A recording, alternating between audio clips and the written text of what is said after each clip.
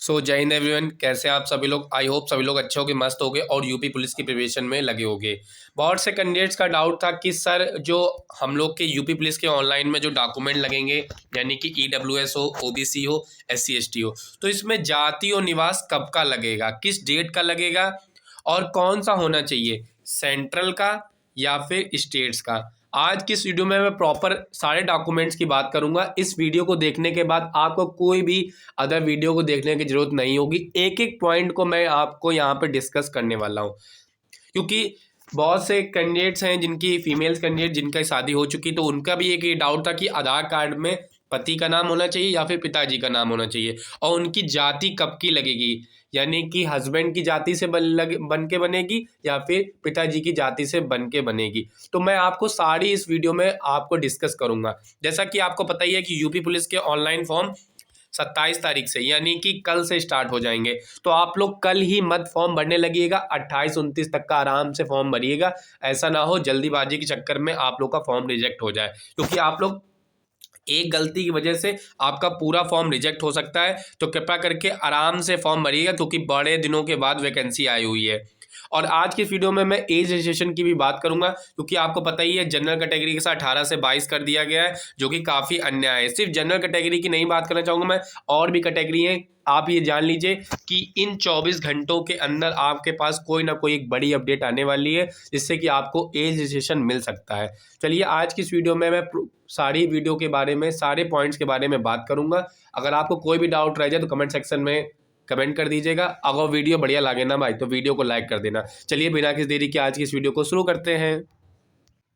चलिए सबसे पहले बात कर लेते हैं कि डॉक्यूमेंट्स आपके क्या क्या लगेंगे। जैसा कि आपको पता है कि आपकी सबसे न्यूनतम दर आपकी बात करें तो सबसे पहले 10th से स्टार्ट होती है। 10th, 12th और आपकी ग्रेजुएशन, क्योंकि ये जो भर्ती है वो 12th बेस पे मांगी गई है। तो आपको पता ही है जो भर्ती है आपकी 12th बेस पे मांगी गई है। तो आपको अगर आपने 10th और आपका 12th जो भी आपके पास है, अगर 10th और 12th अगर आपके पास है, यानी कि आपने 12वीं तभी किया होगा जब आप 10वीं पास करके आए होंगे, तो यानी कि 12वीं तक भी आपने अगर किया है तो आप इसका यूपी पुलिस का फॉर्म भर सकते हैं। एक कैंडिडेट्स का डाउट था कि सर अदर स्टेट से हैं तो इसका फॉर्म फिलअप कर सकते हैं। तो जी हाँ, यस, आप यूपी पुलिस का फॉर्म भर सकते हैं। आप किसी भी स्टेट से हो, अंडमान निकोबार से हो, आप इंडिया के निवासी होने चाहिए, आप फॉर्म भर सकते हैं ये वाला। सेकेंड बात करते हैं कि आपकी जो 10th 12th अगर ग्रेजुएशन है तो अच्छी बात है, लगा दीजिएगा, नहीं है तो कोई दिक्कत नहीं है। 10th और 12th में जो आपका नाम हो वो आपके आधार कार्ड से मैच होना चाहिए, यानी कि जो आपकी नाम हो, डेट ऑफ बर्थ, क्या चीज़, नाम और डीओबी, नाम और डीओबी आपकी आधार कार्ड से, जो आपका एक गवर्नमेंट आईडी कार्ड है, आधार कार्ड से मैच होनी चाहिए। क्या सर पैन कार्ड भी लगेगा? पैन कार्ड बनवा लूँ सर? मैंडेटरी नहीं है। अगर आपके पास आधार कार्ड है तो उससे भी काम चल जाएगा। पैन कार्ड की कोई भी ज़रूरत नहीं है।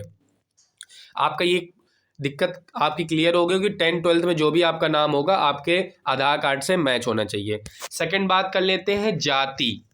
जाति सर कब की लगेगी, आपकी जो जाति है वो कब की लगेगी।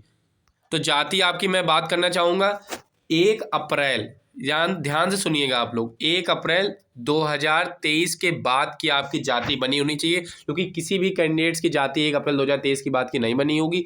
या फिर आप स्कॉलरशिप का फॉर्म भर रहे होंगे तो आपकी बनी होगी, अदरवाइज नियर बाय कैफे में जा करके आप अपनी आय आपकी नहीं लगेगी। सिर्फ जाति और निवास दोनों चीज़ बनवा लीजिएगा।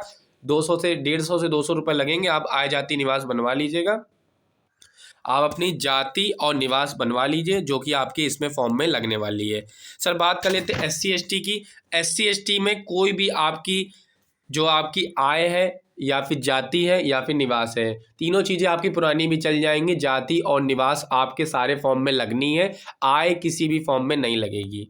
आपकी एससी एसटी की कितनी भी पुरानी हो, आपका निवास या फिर जाति चल जाएगी। लेकिन ओबीसी और ईडब्ल्यूएस के जो भी कैंडिडेट्स हैं, तो आपकी जो निवास प्रमाण पत्र है ओबीसी ईडब्ल्यूएस, आपके दोनों का 1 अप्रैल 2023 के बाद का होना चाहिए। आप लोगों को समझ में आ गया होगा। आप लोगों की इनकम यानी कि आय प्रमाण पत्र आपका नहीं लगेगा। अब बात कर लेते हैं ईडब्ल्यूएस सर्टिफिकेट, जो कि इकोनॉमिकली वीकर सेक्शन होता है, जो 10% आरक्षण देता है। ये भी 1 अप्रैल 2023 के बाद का बना होना चाहिए, यानी वित्तीय वर्ष 2023 से 2024 तक का बना होना चाहिए, क्योंकि आपको पता है 1 अप्रैल को ये एक्सपायर हो जाता है EWS। जो भी कैंडिडेट्स होंगे उनको पता होगा 2023 से 2024 के बीच में बना होना चाहिए। आई होप आपकी ये डाउट्स क्लियर हो जाएंगे, आय आपकी नहीं लगेगी। अब कैंडिडेट्स का एक डाउट था, क्या सर OBC वाले को भी EWS बनाना पड़ेगा? भाई EWS सिर्फ जनरल कैटेगरी का बनता है। जनरल कैटेगरी में आपकी 3 कैटेगरी आती है, आपको पता ही है, ठाकुर, पंडित और बनिया। ये 3 कैटेगरी आती, यही सिर्फ EWS बनवा सकती है। और कुछ अपने मुस्लिम कास्ट में भी आते हैं जो पठान होते हैं, वो भी EWS बनवा लेते हैं और उनका भी EWS होता है। तो आप लोग समझ गए होंगे, EWS वाले को आय प्रमाण पत्र की जरूरत पड़ेगी, बाकी कोई भी कैटेगरी की आय प्रमाण पत्र की जरूरत नहीं पड़ेगी। तो कृपया करके आय प्रमाण पत्र आप लोग मत बनवाएं, सिर्फ EWS यानी जनरल कैटेगरी के आय प्रमाण बनवा लें जिनको EWS बनवाना हो।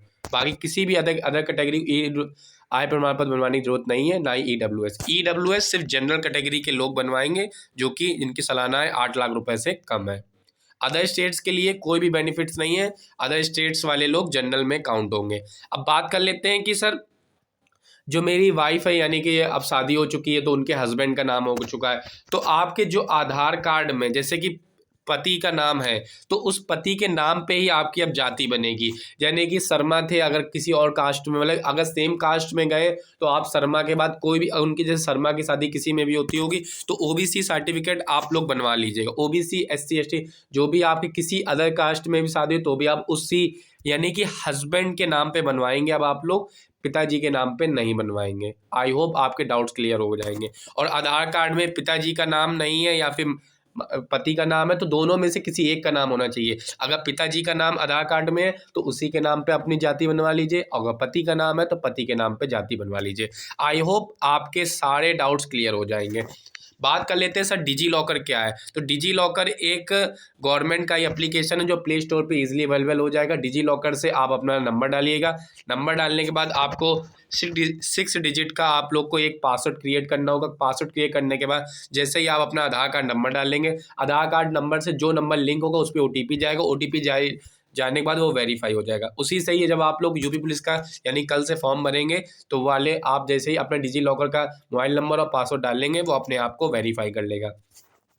जिनका भी आधार कार्ड से नंबर लिंक नहीं है वो नियर बाय पोस्ट ऑफिस जा करके अपना आधार कार्ड से नंबर को लिंक करा ले, अदरवाइज जब आपके फॉर्म स्टार्ट हो जाएंगे तो आपको बहुत दिक्कत होने वाली है। तो कृपया करके 27 को ही फॉर्म के लिए ना आप लोग उलझे, अब आराम से 28-29 तक फॉर्म आप लोग भर सकते हैं। फॉर्म कैसे भरना मैं आपको इसके लिए एक प्रॉपर वीडियो बना लूंगा, इसीलिए वीडियो अच्छा लग रहा हो तो चैनल को सब्सक्राइब कर लीजिएगा, क्योंकि डेली अपडेट आपको यहीं पर यूपी पुलिस से संबंधित मिलने वाली है। और कोई भी डाउट्स रह जाए तो कमेंट सेक्शन में आप लोग कमेंट करके पूछ सकते हैं। अब बात कर लेते हैं एज रिस्ट्रिक्शन की। तो एज आपको पता ही है, जनरल कैटेगरी 18 से 22 है, OBC और SC ST के जो कैंडिडेट्स हैं 18 से 27 साल तक फॉर्म भर सकते हैं। और जो महिलाएं हैं आपको पता ही, जनरल की महिला 18 से 25 तक और SC ST OBC की महिला 18 से 30 साल तक फॉर्म फिलअप कर सकती हैं।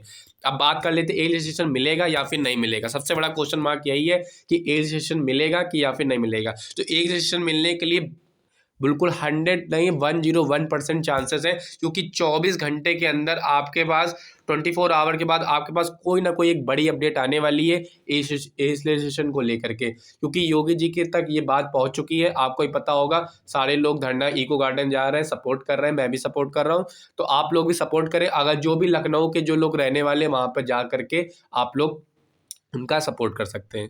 अगर आपके कोई भी डाउट्स रह जाए डॉक्यूमेंट्स को लेकर के तो कमेंट सेक्शन में कमेंट कर दीजिएगा। वीडियो अच्छा लगा तो वीडियो को लाइक कर दीजिएगा, दोस्तों को शेयर कर दीजिएगा, जिससे कि कोई भी अदर वीडियो आपको देखने की जरूरत नहीं पड़ेगी। अगर कोई भी डाउट्स रह जाए तो कमेंट सेक्शन में कमेंट कर दीजिएगा, मेरा रिप्लाई आपको विदिन 10 मिनट्स के अंदर आपको मिल जाएगा। चलिए नेक्स्ट वीडियो मिलते हैं नेक्स्ट वैकेंसी के साथ, तब तक के लिए जय हिंद, जय भारत, वंदे मातरम।